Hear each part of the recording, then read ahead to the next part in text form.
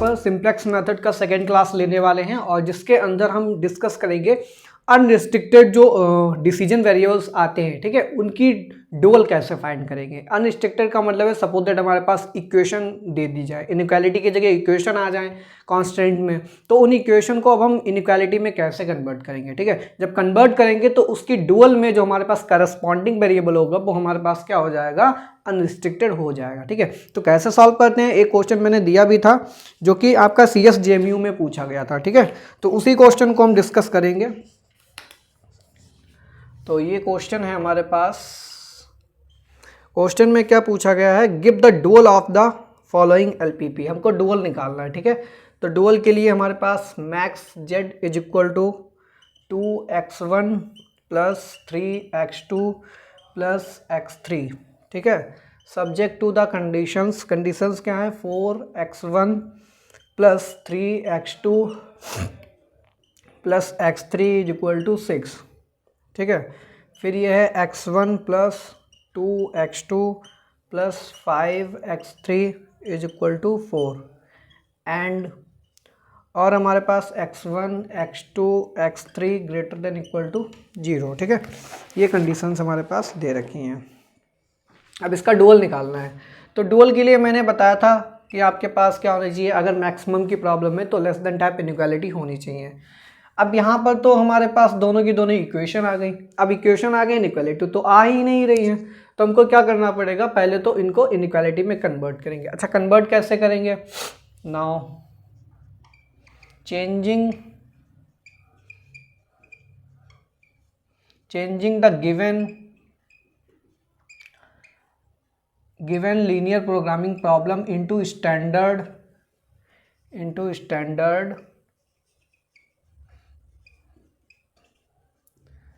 Primal problem, ठीक है। पहले तो स्टैंडर्ड प्राइमल प्रॉब्लम में कन्वर्ट करेंगे तभी तो डुअल निकालेंगे, ठीक है। तो हमें क्या करना पड़ेगा, अब स्टैंडर्ड में कैसे कन्वर्ट करेंगे, देखिए हमारे पास ये हो जाएगा function max Z is equal to 2x1 plus 3x2 plus x3, ठीक है।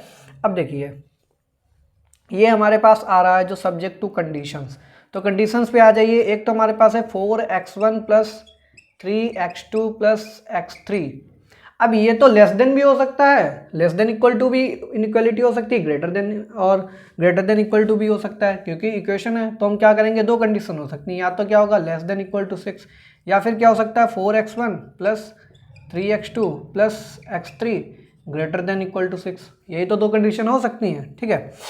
फिर इसके बाद दूसरी इक्वेशन पे आ जाइए, x1 plus 2x2 plus 5x3, अब या तो inequality greater than equal to 4 हो सकती है, या फिर क्या हो सकता है x1 plus 2x2 plus 5x3 less than equal to 4।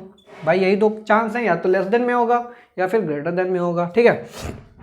अब हमको क्या करना है, चार कंडीशंस आ गई हमारे पास, वेयर जहाँ पे हमारे पास for all xi greater than equal to 0। अब सेकेंड स्टेप पे आते हैं। सेकेंड स्टेप में क्या होगा, अब हमको मैक्सिमम की प्रॉब्लम में क्या चाहिए, लेस देन टाइप इनइक्वालिटी चाहिए, लेकिन ये और ये तो ग्रेटर देन आ रही, तो अब हम इनको चेंज करेंगे, किसमें चेंज करेंगे, हम लेस देन टाइप में। कैसे चेंज करेंगे, अगेन कॉन्स्टेंट्स आर, ठीक।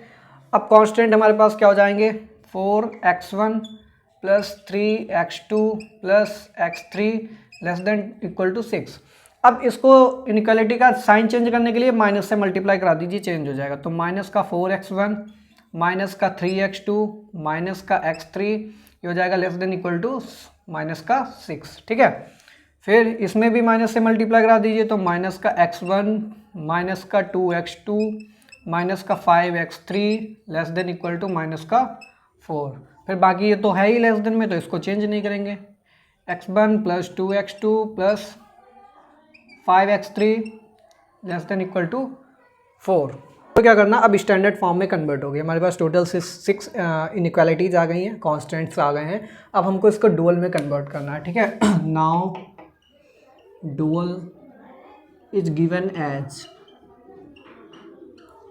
अब देखिए डुअल हम कैसे निकालते हैं ये तो आपको पता ही है। ऑब्जेक्टिव फंक्शन हमारे पास क्या दिया है, ऑब्जेक्टिव फंक्शन हमारे पास क्या है, maximum z is equal to, just wait a minute,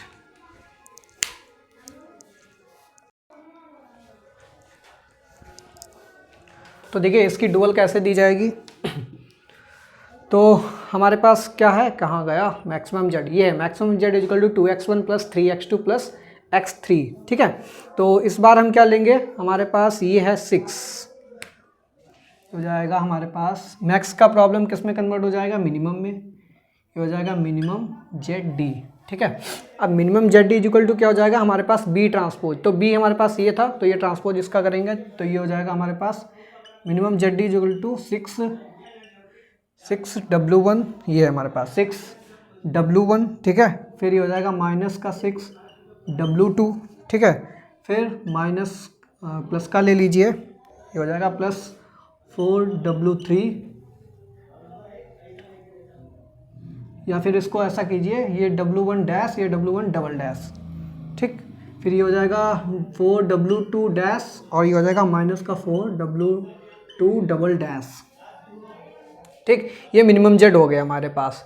और इसके बाद हम क्या करेंगे, constant subject to the condition, तो कंडीशन में क्या हो जाएगा, ये हमारे पास जो फर्स्ट कॉलम है ये फर्स्ट रो बन जाएगी, तो ये हो जाएगा 4, ये हो जाएगा हमारे पास कितना हो जाएगा, ये हो जाएगा हमारे पास 4W1 dash minus 4W1 double dash, ठीक है। फिर हो जाएगा plus W2 minus W2 double dash, ठीक है। और लेस देन टाइप इनइक्वालिटी है, ग्रेटर देन में बदल जाएंगी मिनिमम के लिए, तो ग्रेटर देन इक्वल टू, अब यहाँ पर हमारे पास क्या आ रहा है, ऑब्जेक्टिव फंक्शन का कोफिशिएंट x1 का कोफिशिएंट 2, तो ये हो जाएगा 2, ठीक है।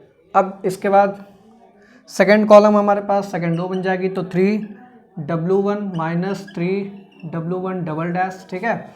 फिर ये हो जाएगा हमारे पास प्लस का 2W2 dash minus 2W2 double dash, ये हो जाएगा greater than equal to x2 का कोफिशिएंट क्या है 3, ये 3 हो जाएगा, ठीक है। फिर इसके बाद थर्ड कॉलम पे आ जाइए 1, तो ये हो जाएगा W1 dash minus W1 double dash, फिर ये है plus 5W2 dash minus 5W2 double dash greater than equal to x3 का कोफिशिएंट, ये हो जाएगा 1, ठीक है।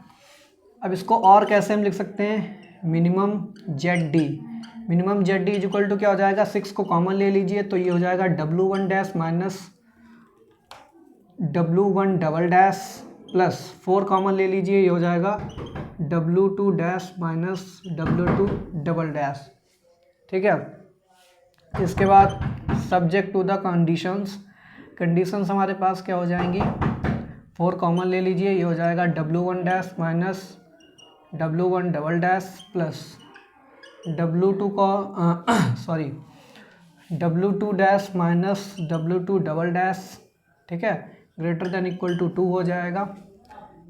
3 common, W1 dash minus W1 double dash plus 2 को कॉमन ले लिया, W2 dash minus W2 double dash greater than equal to 3। फिर ये हो जाएगा यहाँ पर W1 dash minus W1 double dash plus 5 common ले लिया, W2 dash minus 5W2 double dash greater than equal to 1। यहाँ पे minimum Z d equal to 6W1 क्या हो जाएगा, ये minimum Z D is equal to 6, ये W1 dash minus W1 double dash, इसको क्या लिख सकते हैं हम, फाइनली W1 लिख देंगे प्लस ये हो जाएगा 4W2 हो जाएगा, ठीक है। सब्जेक्ट टू द कंडीशंस क्या हो जाएंगी, 4W1 plus W2 greater than equal to 2, और ये हो जाएगा 3W1 plus 2W2 greater than equal to 3 हो जाएगा, और ये हो जाएगा W1 plus 5W2 greater than equal to 1, ठीक है। वेयर W1 की वैल्यू क्या है, W1 dash minus W1 double dash and W2 की वैल्यू क्या है, W2 dash minus W2 double dash.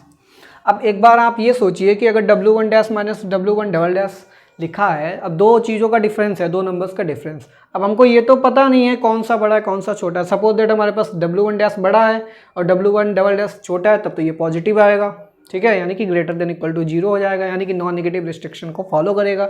लेकिन अगर ये छोटा हो गया और ये बड़ा हो गया, तब तो ये नेगेटिव हो गया, यानी कि नॉन नेगेटिव रिस्ट्रिक्शन तो फॉलो ही नहीं करेगा। इसी तरीके से W2 भी नॉन नेगेटिव रिस्ट्रिक्शन को फॉलो नहीं करेगा, यानी कि इस केस में दोनों की दोनों क्या हो जाएंगे, अनरिस्ट्रिक्टेड हो जाएंगे, ठीक है, आर अनरिस्ट्रिक्टेड, ठीक है। तो ये हमारे पास फाइनल डुअल निकल के आई है, ठीक है। तो इस तरीके से हम डुअल में कन्वर्ट करते हैं। अब देखिए सिंपल था बिल्कुल। सपोज दैट अगर आप सोच रहे हो यहाँ पे इक्वल टू साइन दे रखा है, कैसे करेंगे कन्वर्ट, तो डायरेक्टली भी कर सकते हैं, लेकिन बट डायरेक्टली तो भाई एग्जाम में कैसे स्टेप बाय स्टेप ही तो आगे बढ़ेंगे। लिखने को तो डायरेक्ट लिख सकते हैं। सपोज दैट ये एग्जाम CUET PG में पूछा जाए, अब CUET PG में अब सारे स्टेप तो आपको करने नहीं है ना, उसके लिए फिर ये फाइनल आपको देखना पड़ेगा। ठीक, अब ये फाइनल आता कैसे देखिए, मैक्स को मिनिमम में चेंज कर दिया, ठीक है। फिर हमारे पास क्या है, 6 और 4 है बी, तो ये 6 और 4 हो गया, W1 W2 हो गया। फिर 4 1 तो सॉरी ये हमारे पास क्या है 4 3 1, तो ये हो गया हमारे पास 4 3 1 हो गया। फिर सेकंड रो में 1 2 5 है, तो ये 1 2 5 हो गया, W1 W2। अब यहाँ पर क्या हो जाएंगे, दोनों ही हमारे पास इक्वेशंस आ रही हैं, तो फाइनली W1 और W2 दोनों ही हमारे पास क्या हो जाएंगे, अनरिस्ट्रिक्टेड हो जाएंगे, ठीक है। इस तरीके से हम यहाँ पर डायरेक्ट भी पता कर सकते हैं इसका डुअल क्या होगा, बट हमको प्रोसेस स्टेप बाय स्टेप ही ये सॉल्व करना है। ये था क्वेश्चन नंबर 1।